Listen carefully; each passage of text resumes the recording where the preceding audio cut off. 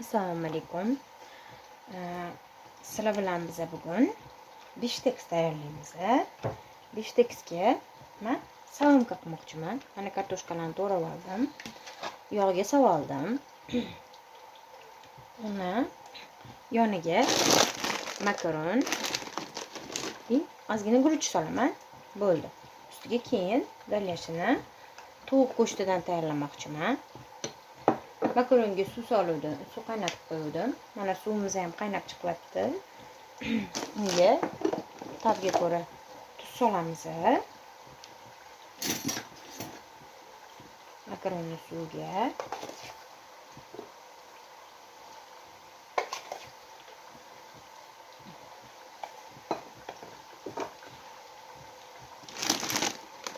makaronni ko'p solmayman.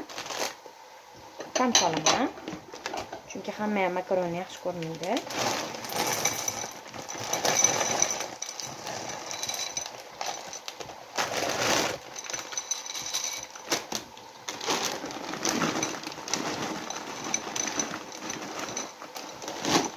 Mana makaronimiz yetadi.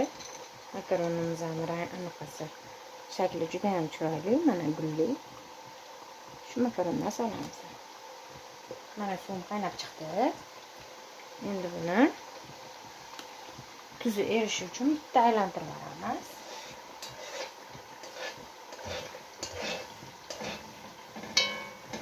Keyin makaronimizni solamiz. Keyin uni olib qo'yamiz. Endi salamkamiz pishguncha kutamiz.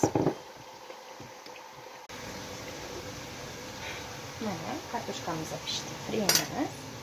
Buni olamiz.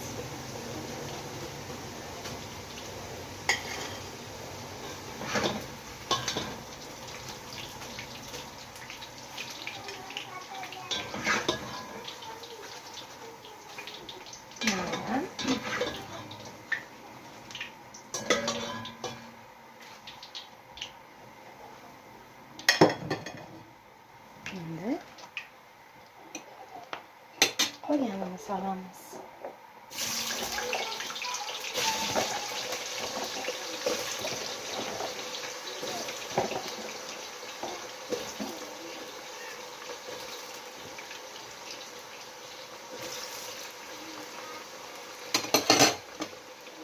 Makaronimiz ham pishirib qoldi.